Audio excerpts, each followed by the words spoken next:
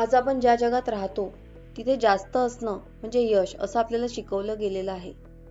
जास्त काम, जास्त गोल्स, जास्त मेहनत. पण तरीही आपण थकलेलो आहोत. मन गोंधळलेलं आहे. काम सुरू आहे पण समाधान नाही. याच प्रश्नाचं उत्तर शोधायला लिओ बबौटा यांनी द पॉवर ऑफ लेस हे पुस्तक लिहिलंय. हे पुस्तक ओरडून काहीच सांगत नाही. हे पुस्तक हळूच तुमच्या खांद्यावर हात ठेवून म्हणतं, थांब, कमी कर आणि मग बघ, चमत्कार होतो. द पॉवर ऑफ लेस हे प्रोडक्टिव्हिटी बद्दलचं पुस्तक नाही. हे आयुष्य हलकं कसं करायचं याबद्दलचं पुस्तक आहे. लेखक सांगतात की आपण यशस्वी होत नाही कारण आपण कमी काम करतो म्हणून नाही, तर आपण खूप कामं एकाच वेळी करतो म्हणून आपण अयशस्वी होतो. आपलं लक्ष एकाच वेळी 10 दिशांना पळत असतं आणि जिथे लक्ष विभागलं जातं तिथे शक्ती कमी होते. तर आपण नेमकं अडकतो कुठे? तुम्ही एक साधा विचार करा. तुम्ही रोज सकाळी उठता. उठल्यानंतर फोन बघता, मेल्स चेक करता, व्हॉट्सअप, इंस्टाग्राम. त्याच्यानंतर दिवसभराची कामाची यादी बघता. एकाच वेळी 10 कामं डोक्यामध्ये भरून घेता. त्या 10 कामाच्या 10 अपेक्षा आणि त्या अपेक्षा पूर्ण करण्यासाठी आलेले 10 दबाव. त्याच्यामुळे दिवस सुरू होण्याआधीच मन थकलेलं असतं. म्हणून लेखक म्हणतात, समस्या आळशीपणात नाही, समस्या जास्तीपणात आहे. आता लेस म्हणजे नेमकं काय? इथे लेस म्हणजे आळस नाही, किंवा काम टाळणं नाही, किंवा जबाबदारीपासून पळणं सुद्धा नाही. लेस म्हणजे अनावश्यक गोष्टी काढून टाकून फक्त आवश्यक गोष्टींना जागा देणे. जसं की तुमच्या आयुष्यातील तुमच्या महत्त्वाच्या गोष्टी काय असायला हव्यात, तर तुमचं काम, तुमच्या सवयी, तुमचे आयुष्यातले गोल्स, तुमचे विचार, सगळं काही हलका श्वास घेऊ शकेल इतकं सोपं करा. आता फ्लोमध्ये काम करणं म्हणजे काय? लेखक सतत एकाच गोष्टीवर भर देतात की एका वेळी एकच गोष्ट महत्त्वाची आहे. आपण मल्टीटास्किंगला फार मोठं कौशल्य मानतो, पण खरं सांगायचं तर मल्टीटास्किंग म्हणजे एकाच वेळी अनेक गोष्टी अर्धवट टाकणे.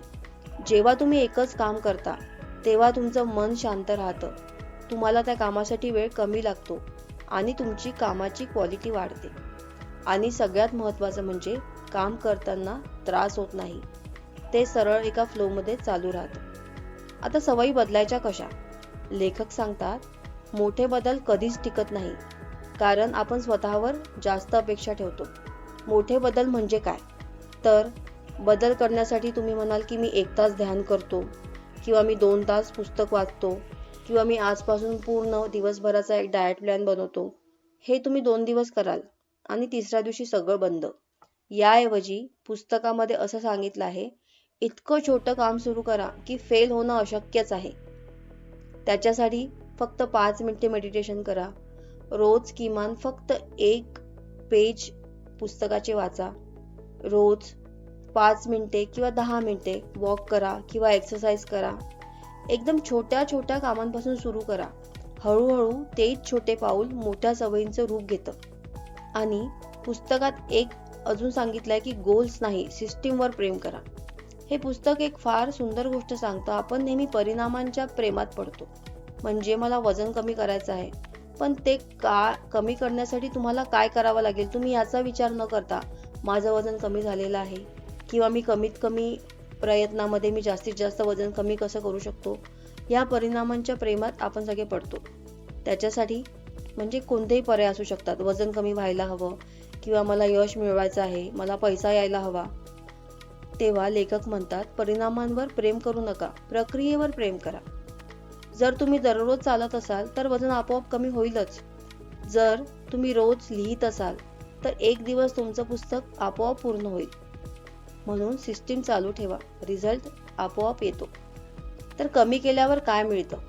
जेव्हा तुम्ही लेस निवडता तेव्हा मनातली गडबड कमी होते, निर्णय स्पष्ट होतात, अपराधी भावना कमी होते, वेळ जास्त मिळतो आणि स्वतःशी मैत्री होते. हे पुस्तक प्रोडक्टिव्हिटी वाढवत नाही, तर ते आपल्याला मन शांत कसं करायचं ते शिकवतं. लेखक शेवटी फार साधा पण खोल संदेश देतात. तुमचं आयुष्य भरायचं नाही, तुमचं आयुष्य मोकळं करायचं आहे. कमी काम, कमी गोंधळ आणि कमी अपेक्षा आणि त्या रिकाम्या जागेत शांतता, फोकस आणि एक अर्थपूर्ण जीवन. तर हा व्हिडिओ तुम्हाला कसा वाटला हे मला नक्की कमेंटमध्ये सांगा आणि व्हिडिओ आवडला असल्यास लाईक करा आणि आपल्या फ्रेंड्ससोबत शेअर करा. पुन्हा भेटूया पुढच्या एका नवीन बुक समरीमध्ये. तोपर्यंत धन्यवाद.